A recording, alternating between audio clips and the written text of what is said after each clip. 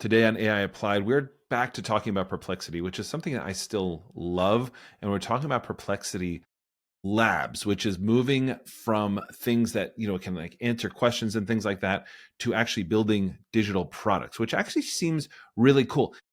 And Jaeden, the first question I'm going to have for you, kind of like out of the box, is going to be like, Perplexity is trying to be like everything still, which is just wild to me that they're going out there. By the way, just because we just got out of this conversation, guys, if you have not checked out Jaden's school community at KOOL on his AI hustle, so sorry, we're going to get into this, but I was asking him about like Operator and how, I'm like, oh, my son Finn and I are trying to use Operator right now. And, the AI agent that run by OpenAI, it's trying, and Jaden's like, oh yeah, I'm using that in like 3 different workflows. I'm like, what? So anyway, so Jaeden continues to be a magical wizard on this kind of stuff. And it's only on school that he releases it. He doesn't let us talk about it on the podcast. He's like, that's for my AI hustle school community, $19 a month. Anyway, check it out. It's so worthwhile. Hundreds of people are already there.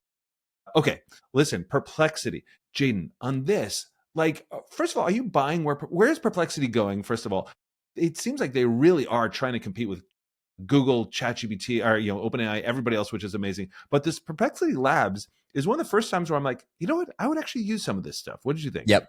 No, 100%. I think a lot of times when these kind of tools come out, people like glaze over them because they're like spreadsheets, like whatever. Like I need my AI responses for my AI things, and I'll plug them into my own stuff.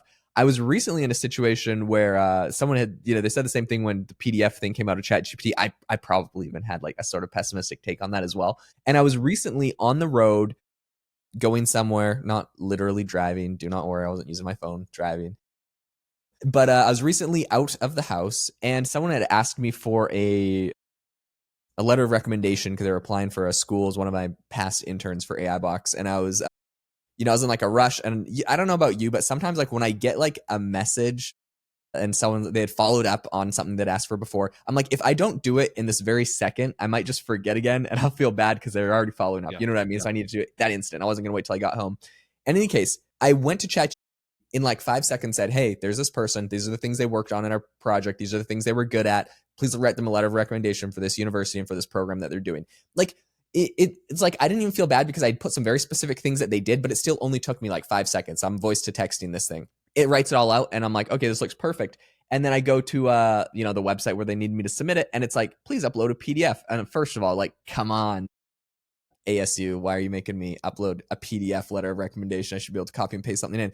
But anyways, I go to ChatGPT, and it was very easy. I'm just like, okay, turn this letter of recommendation into a PDF. Boom, turns it into a PDF. I download it onto my phone in one click, upload it, and submit it in 1 second. So I think some of these tools that people bag on, like the ones coming out of Perplexity right now, like they're like, oh, it can make spreadsheets, it can make dashboards, like whatever. I have my own spreadsheet tool, my own dashboard tool. It's going to get to a point where these AI software companies are just so good at doing these things, you're actually going to stop using the specialized tools, I think, for a lot of use cases. Maybe not all. Maybe sometimes you're going to use Adobe Acrobat to get really deep on a PDF and edit the things on it and stuff. And like, I understand that use case, but like for on the go, getting it done quick, me turning a project that would be an hour into 5 minutes, this was a lifesaver on ChatGPT. And I could see Perplexity being the same kind of thing with some of their tools. Yeah, I think you're right. And I mean, I was just looking at demos. I haven't tried Perplexity Labs. It's very new.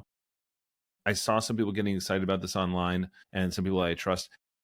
I don't know, Jaeden, if this is sort of like artifacts, right? Sort of like how Claude Artifacts works, where, and if you can imagine how Claude does this. And also, by the way, ChatGPT does this when it does something like Canvas or something like that. It sort of like almost opens a new window on the side and sort of like creates it. But here's the big thing about this that I think we don't talk about enough, which is, and this is going to sound cliche, so I'll put some meat on it, but it's, you have to find the things that are useful for you, right? So we have some of our friends, and you and I have a lot of the same kind of like friends in this space, but they're like, oh yeah, I've been spinning up, like a new dashboard for this, or hey, I created this web app and, in 2 prompts or whatever. I got to tell you, Jaeden, like that's not my world. Like I don't need dashboards. I don't need web apps, things like that. Like I like to test it because my world is testing this stuff, but it's not what I do every day. Whereas if somebody says, hey, this is a phenomenal writer, and I still think Claude is a phenomenal writer, and and putting in spreadsheets and doing a ton of analysis, and I use O3 for essentially as a consultant for my little company AI Mindset, and we work a lot with really big enterprise, and one of the things is that if we're doing like new pricing models or something, I'll just spend like an hour and a half with O3 going over that and treating it like a consultant. I do that all the time. And every once in a while I'll do deep research. Whereas my son Finn, who does this stuff a ton, he's using like Operator because he's like, oh, the website is like really difficult to navigate. So he's using it for that, or for school, he has to do something. Anyway, I say all that to say the hardest thing about trying to get folks like using these tools or experimenting is you don't know what is going to be like the magic case for them, and so for example, like, we're for Father's Day coming up, right? We're going to be going to a Mets game at Citi Field, and I was thinking like, okay, well, my wife has to go, Liz has to go to, London right after that or something like that. And so, where should we park? And so she can get the Uber and we'll drive home. And it was like walking me through exactly where to park, where to do all this kind of stuff. And to me, that's very simple to people, but it was a magical thing because I'm like, that's exactly what I need to know. I don't know how I would have figured out otherwise. So with these things, these spreadsheets, dashboards, we can get excited about them. But what Jaeden just told you was so critical because it's like, hey, I just need to put something into a PDF, and you just do it mindlessly, forgetting that now these tools can help you put something into a PDF. So if that's all you do, that's your use case. So I guess that my sort of like conclusion here is like, just forget about like what AI can do. Just think like, what am I doing all the time? And then think, okay, so can AI do that yet? Because chances are it might be able to. Yep, 100%.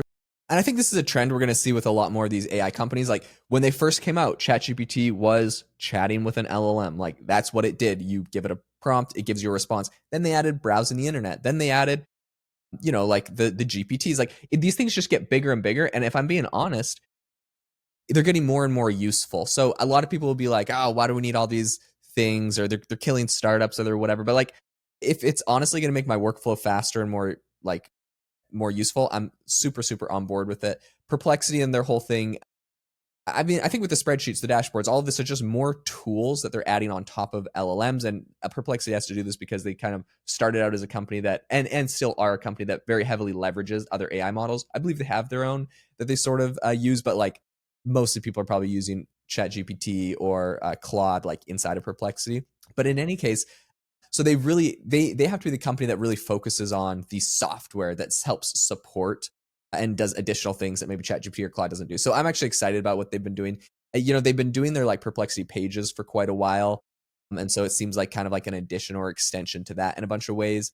They do have deeper research on Perplexity now, which I think is great. We've had a bunch of other people recently roll out the deep research, including, I believe, Claude now kind of has that a little bit more with their latest models. Yeah, I'm really excited to see kind of new tools and features come out of these models. I think it's going to make it more useful. It speeds up your whole process. One thing that they did say that was said labs can develop and deploy simple interactive mini apps directly within the apps tab in your project. This enables you to create basic dashboard slideshows, websites without external development tools. What's cool about that is it's like it will run the code. So you can make a website, but you don't have to like just generate code and then copy and paste it to a code place and click run. Like it can actually run some things and do some things inside of its own dashboard.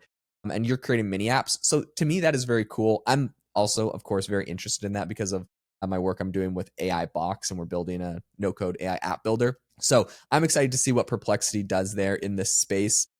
And yeah, overall, the more features and tools that AI models add, I think is actually making them more useful and should hopefully help them grow for revenue and users. Yeah, I think so too, and that's proven out by the fact that I think Perplexity's raised something like close to $1 billion at this point, and they're valued. I don't know if they got their value up to 14 billion or something, but this is, I think that a lot of people thought when ChatGPT, when Google, everything else started building their search engine like really into their tools, that okay, that's the end of Perplexity. Perplexity sort of like started it off, but they're not going to finish it.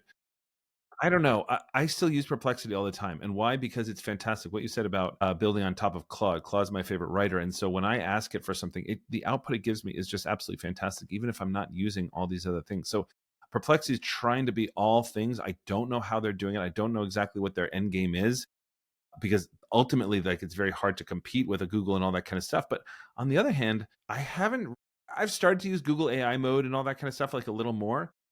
But until Google like makes that the default, I don't know why I'm not going with Perplexity, especially because I like the output better. So again, it's really like, what are you trying to do? And with AI Box, which is really just such a cool tool that I've seen that, as Jaeden's built and everything, like you guys do tons of coding. Like I don't do tons of coding, but all this stuff where it's like when you see like what Perplexity is saying it can do, it's like, hey, create a spreadsheet where, it'll track all my. I think the reason that I'm hesitant on this, and I fall in the same trap I try to dissuade others from falling into, which is when I've tested these tools, I test them so early that a lot of times they're not any good. So when Yeah. I've tried to do spreadsheets before, they're just not good. I've been creating spreadsheets for a year and a half now or something like that with generative AI, and they've always been bad. And so I don't know. Sometimes I'm like, but it's not good. Which Jaeden is exactly the same thing I tell people not to do. So I'm kind of this is kind of like preaching to myself here to go back and try it.